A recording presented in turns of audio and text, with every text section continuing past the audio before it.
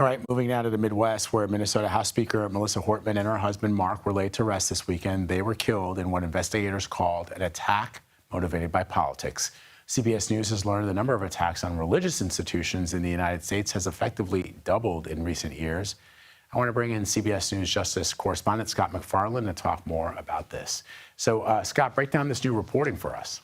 Hey, Vlad, we had to look at these numbers twice to make sure we were seeing them straight. That's how striking this change is. Between 2021 and 2023, the number of assaults in houses of worship, churches, synagogues, temples has doubled.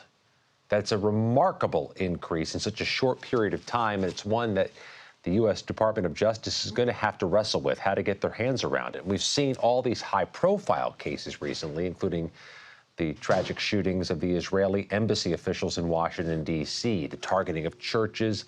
We think back to 2018 and the Tree of Life Synagogue and the church shooting in Charleston.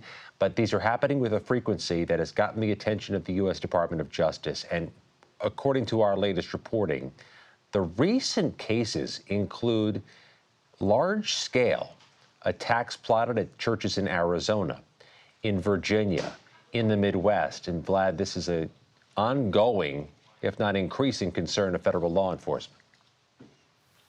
All right, Scott, so you spoke also with the newly appointed Assistant Attorney General for Civil Rights about this uptick. What did they tell you?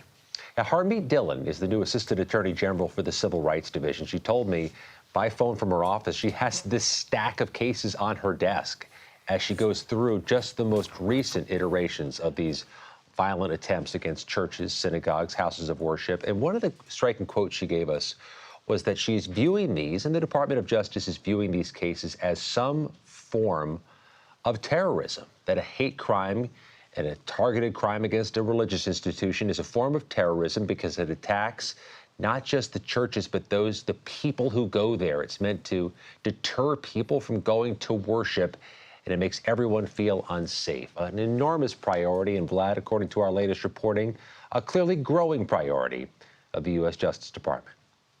All right, Scott MacFarlane for us. Scott, thank you.